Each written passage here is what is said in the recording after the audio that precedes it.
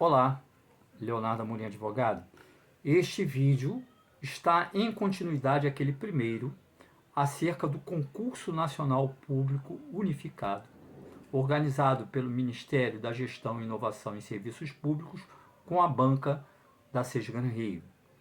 No primeiro vídeo, eu trouxe ao conhecimento sobre as recomendações que o Ministério Público Federal endereçou para aquele ministério e para a banca organizadora, traduzindo num linguajar mais próximo do cotidiano o que, na verdade, o Ministério Público buscou orientar, recomendar.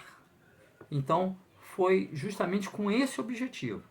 Foi um vídeo até extenso, mas creio que, na verdade, valeu a pena no sentido de poder entender que o Ministério Público apenas cumpre o seu papel constitucional previsto na Lei Magna, especificamente nos artigos 127 e 129 da Constituição da República Federativa do Brasil e na Lei Complementar número 75 do ano de 1993.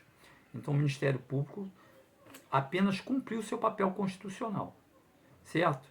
Então, mostrei também quais foram os pontos principais que o Ministério Público quis notificar ao Ministério da Gestão, Inovação e Serviços Públicos e Banca Organizadora, no caso a Sesgan Rio, no sentido de melhor orientar e prevenir situações futuras se não atentarem-se a essas recomendações, que podem realmente ocasionar aí demandas e mais demandas, abarrotar o judiciário aí com ações das mais diversas, porque, volto a dizer, no que diz respeito a esses 100 bolinhas, eu não estou nem a favor nem contra.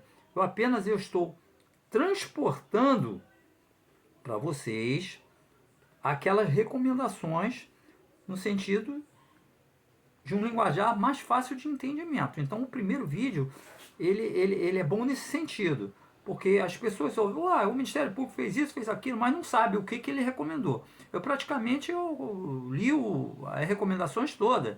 Eu traduzi o que quis dizer, dentro de uma possibilidade. Não foi até mais explicativo, porque o vídeo, dentro daquelas possibilidades, foram quase 30 minutos, mas creio que valeu a pena.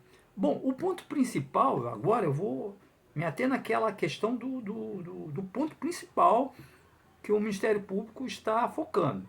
Tá? Claro que tem algumas coisas aí de ordens legais, algumas atenções que devem ser observadas pela banca no que diz respeito à legislação como um todo, né?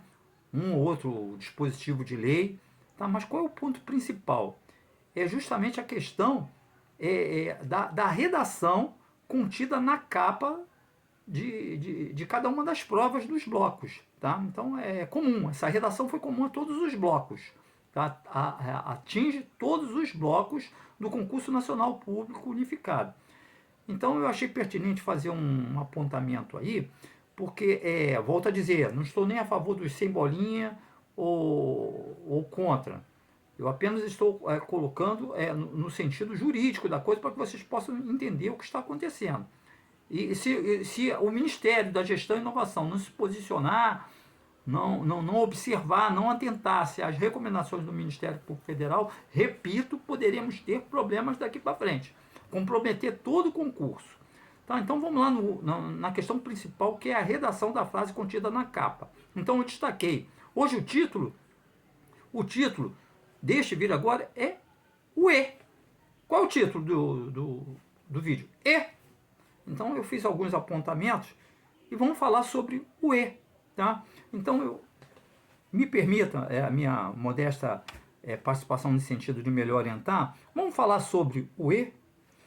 O E, conforme os melhores dicionários da língua portuguesa, significa, além de conjunção que liga palavras e orações com a mesma função, também oposição, também consequência e, por fim, adição. É nesta tecla que o Ministério Público Federal está tocando, está clicando. Adição. O E contido numa frase. Vamos dar continuidade. Doutrinariamente, busca o nosso vernáculo, quer dizer, vide o nosso vernáculo, ou seja, vide o nosso idioma pátrio, tá? Os conectivos de adição ou continuação são utilizados para acrescentar algo ao longo do texto que esteja relacionado com o que foi apresentado antes. Os conectivos exercem a função de aportar uma soma entre as orações, argumentos e ideias. Ok? São exemplos de conectivos aditivos, quer dizer, de soma, que acrescem. Ademais, ainda mais, ainda por cima, além disso, não apenas, não só, e dentre outras coisas, o próprio E. O E acresce, o E soma. Até aí tudo bem? Eu tomei até a liberdade, porque eu não sou formada justamente em língua portuguesa. A minha formação é em direito. Porém, como advogado, eu sou obrigado a ter uma redação. Eu não posso apresentar uma peça processual ao juízo com um português mal redigido. Eu não posso escrever mal. Eu tenho que saber escrever. Até porque não reflete mal para mim, como profissional. Então, embora não sendo formado na área, tá? Não ser professor de português, tá? Não ter licenciatura em português, em língua portuguesa, permita-me, desculpe, eu tenho que saber alguma coisa. Então, eu tomei a liberdade de buscar algumas definições doutrinárias, até da própria internet, coisa que você pode fazer, para poder explicar. O problema aí do concurso está sendo o E. Então, vamos dar continuidade. Agora, eu falei da língua portuguesa. Agora, a língua portuguesa, quando você estuda matemática, você vive no Brasil, você tem que ler um problema de matemática na nossa língua, concorda? E o E na matemática, como é que fica? Na matemática, por exemplo, o E serve para conectar duas afirmações e traz consigo o sentido de algo simultâneo, isto é, as duas afirmações devem ocorrer ao mesmo tempo. Conjunto, tá? De start, dizer que X pertence a A e X pertence a B é dizer que X está tanto no conjunto A quanto no conjunto B ao mesmo tempo. Olha, até na matemática, tá? X pertence a A e X pertence a B, tá? Então, X pertence aos dois conjuntos, A e B, porque nós temos aqui, nessa expressão, o E, tá? X pertence a A e X pertence a B. Vamos dar continuidade? Vocês estão vendo a diferença que faz? O OU, olha só, a diferença entre E e OU. O OU serve para conectar duas afirmações que carrega consigo o significado de que pelo menos uma das afirmações ocorre. Pelo menos uma. Dessa forma, dizer que X pertence a A ou X pertence a B é dizer que pelo menos uma delas é verdadeira. Uma. Ok? Vamos dar continuidade nessa linha de raciocínio. Então, eu falei do emprego do E, que tem o significado de adição, na língua portuguesa propriamente dita. Estou agora me referindo a um aluno que estuda matemática lá nos primeiros anos, ele está estudando conjunto e é dado a ele lá um problema, e esse problema lá parece que X pertence a A e X pertence a B. Num outro problema é dito que X pertence a A ou X pertence a B. São duas coisas distintas. Uma coisa não é igual à outra. Vamos dar continuidade? No final vocês vão ver onde eu quero chegar, porque diz respeito à tecla que o Ministério Público Federal está apertando, clicando, para que o Ministério da Gestão, Inovação e Serviços Públicos e a banca da SES Gran Rio atentem-se. Ok? Vamos dar continuidade. Eu vou citar até um caso exemplificativo, mas aconteceu comigo lá nos primeiros anos da advocacia, tá? Então, até os advogados, prestem atenção nisso daí, meus colegas causídicos, nobres colegas, todos profissionais que desempenham no dia a dia essa militância nos juizados especiais, vão entender isso aqui que eu vou agora exemplificar, que aconteceu comigo nos primeiros anos da advocacia. Então, vamos lá. Se propõe uma ação em sede de juizado especial e solicita indenização por danos morais no valor de hoje, tá? R$ 35.300, ou por danos patrimoniais no mesmo valor de R$ 35.300, tá? Observe que os mesmos valores, é uma coisa ou outra que eu estou pedindo ao juízo, 35.300 ou de dano moral ou de dano patrimonial. Se nós fôssemos somar, daria R$ 70.600, ok? Tá?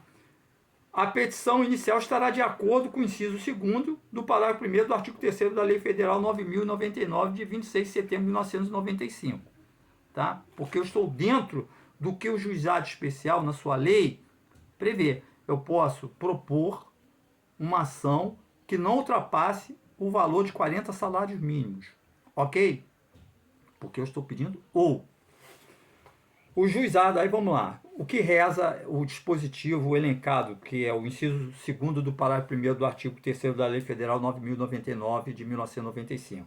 O juizado especial tem competência para conciliação, processo de julgamento das ações cíveis de menor complexidade, assim consideradas. Reticência.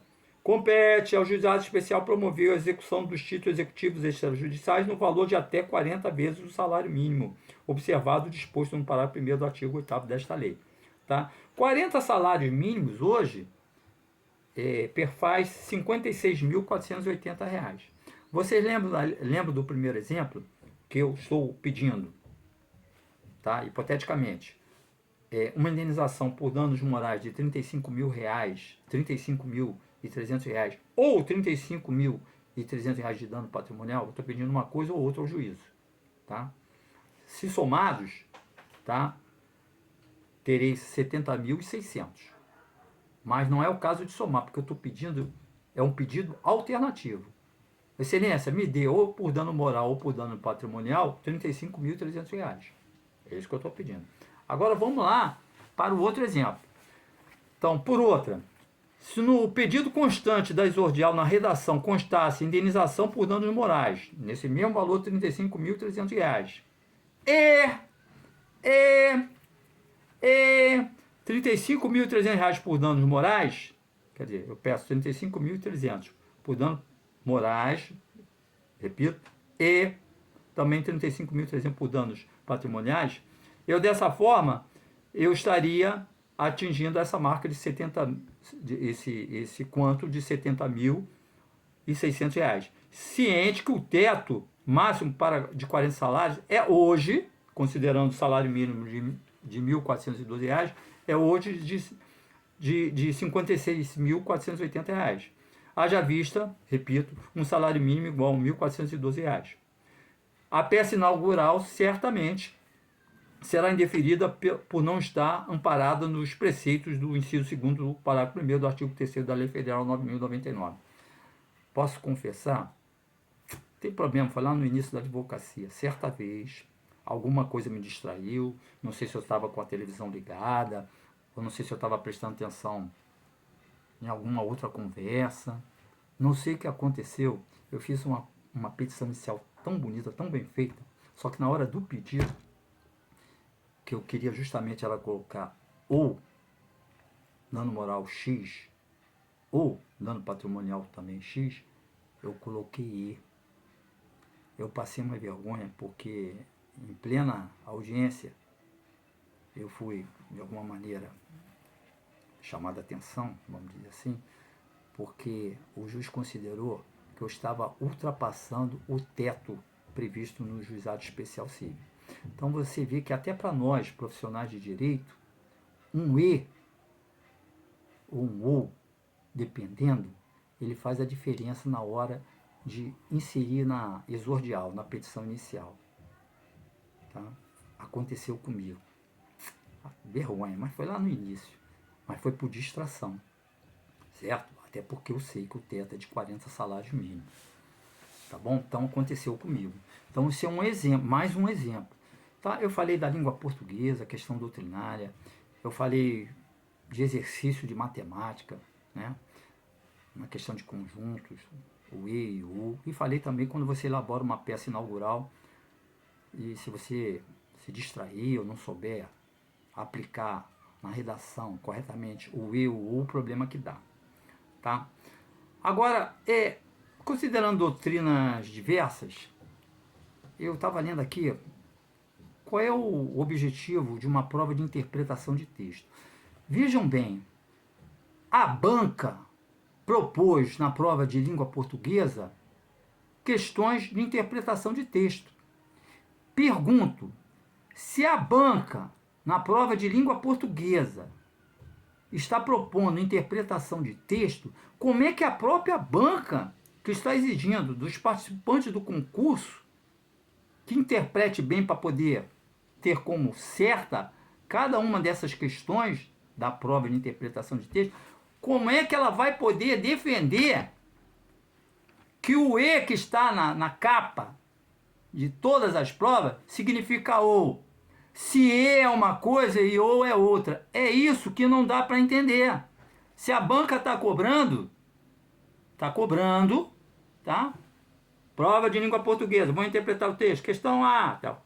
Questão 1, questão 2, questão 3, diga sobre isso, tal. Como é que ela na própria instrução, ela quer agora dizer que o E dela significa ou? Ok? Então veja que o vídeo de ontem foi para mostrar quais são as atribuições do Ministério Público, até falar sobre isso que eu estou aqui mencionando agora, tá?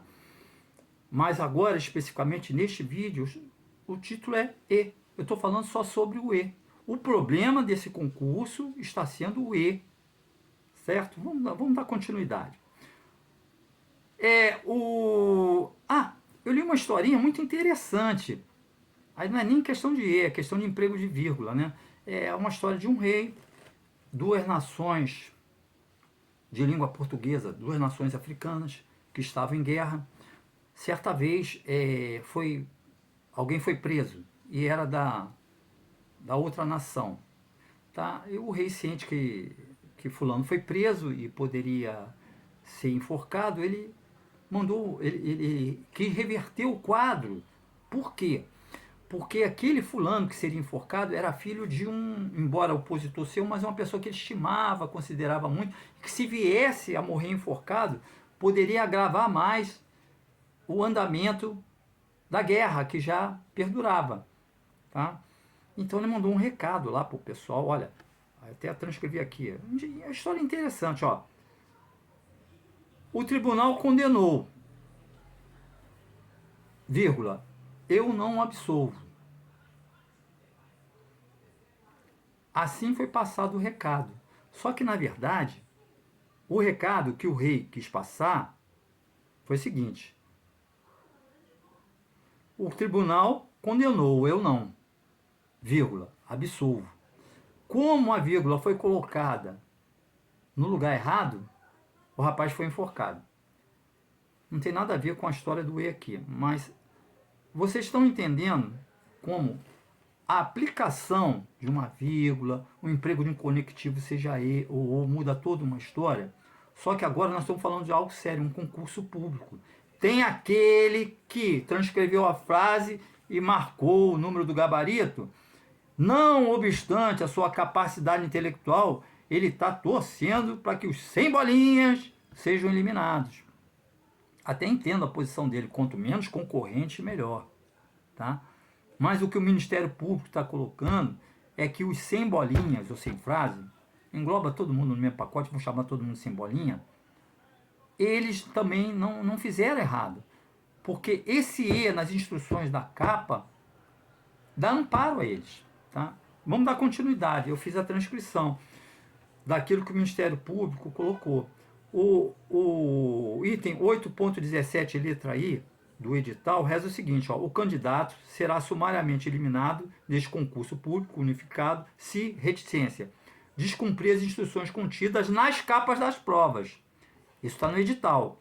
Aí quando você vai na capa da prova, você vai lá no item 9, letra F, reza o seguinte: será eliminado deste concurso público o candidato que, reticência, deixar de transcrever corretamente a frase nos espaços próprios do cartão resposta, página da redação, e o número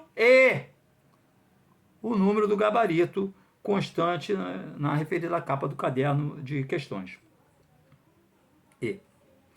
Bom, o Ministério Público Federal ele reforçou em linhas finais, agora já estou voltando àquilo que eu falei ontem, mas só as recomendações finais do Ministério Público ao Ministério da Gestão, Inovação e Serviços Públicos e mais a banca da Sesgan Rio. Ele reforçou em linhas finais dessas recomendações ao Grupo Técnico Operacional Executivo da CPNU e a Sesgan Rio, com vistas que sejam eliminados apenas os candidatos que cumulativamente, de forma concomitante, tá? Não assinar o número do gabarito aditivo, soma, não transcrever a frase correspondente à prova realizada, pois se mantido o entendimento errôneo,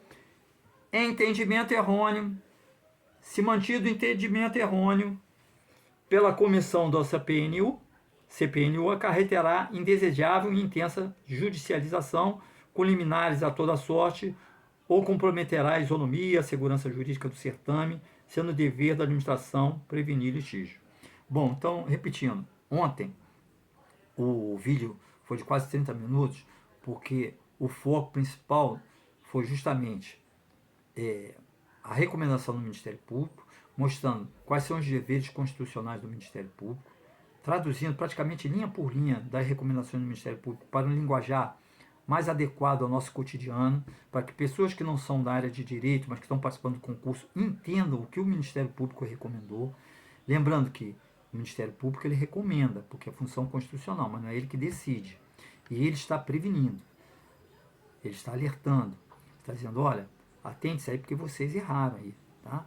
Vocês talvez objetivassem colocar o O, mas colocaram E. É o que o Ministério Público está querendo dizer. Por isso que o vídeo de hoje, o título é E. Estou falando só sobre o E, tá? O emprego correto de um conectivo numa frase, a diferença que faz. Isso vale para tudo na nossa vida, tá? Na hora de fazer um empréstimo no banco, na hora de comprar ou vender um imóvel, na hora de comprar ou vender um carro. Presta bem atenção lá. Aquilo que você pretende é aquilo que está assinando, tá? Se você de repente queria que fosse ou e entrou o E no contrato, vale o que está escrito, tá? Se o contrato estiver de acordo com a lei, vale o que está escrito, ok? É muito complicado, tá? Então é o que está acontecendo nesse concurso. Volto a dizer, me perdoe pessoal que transcreveu a frase e ainda assinalou o número do gabarito. Eu não estou nem a favor nem contra os sem bolinhas. Eu estou traduzindo as recomendações do Ministério Público. Eu estou mostrando para vocês quais foram essas recomendações. Isso está no vídeo de ontem, mais detalhado. Hoje, eu estou justamente indo no ponto mais forte, aquilo que realmente é a ferida. É o E, quando a banca quis dizer ou, mas ela disse E. E a banca, ela, na propositura da sua prova de língua portuguesa, ela pediu que os alunos respondessem questões de interpretação de texto. E agora ela quer que interprete o E como ou. Não faz sentido. É mais ou menos isso que está acontecendo, né? É mais ou menos aquele ditado, como é que diz? Faça o que eu digo, mas não faça o que eu faço. É mais ou menos isso que está acontecendo. Ok? Tá bom? Me perdoe mais uma vez, de repente alguém está chateado com o que eu estou colocando, mas isso aí pode gerar um problema lá para frente. Mande perguntas aí sobre assuntos outros mais diversos, que eu estou sempre respondendo, estou lá no Instagram, estou também no YouTube. No Instagram, @ADVLeonardoAmorim, no YouTube, ADVLeonardoAmorim. Ok? Um abraço forte, boa sorte para todo mundo aí, com bolinha, sem bolinha, seja qualquer um, seja feito o que Deus quiser. Mas que aqueles que estão para decidir, os humanos que estão para decidir, eles façam com sabedoria, tá? Porque está complicado. Ok? Um abraço forte, tudo de bom para todo mundo. Saúde e paz.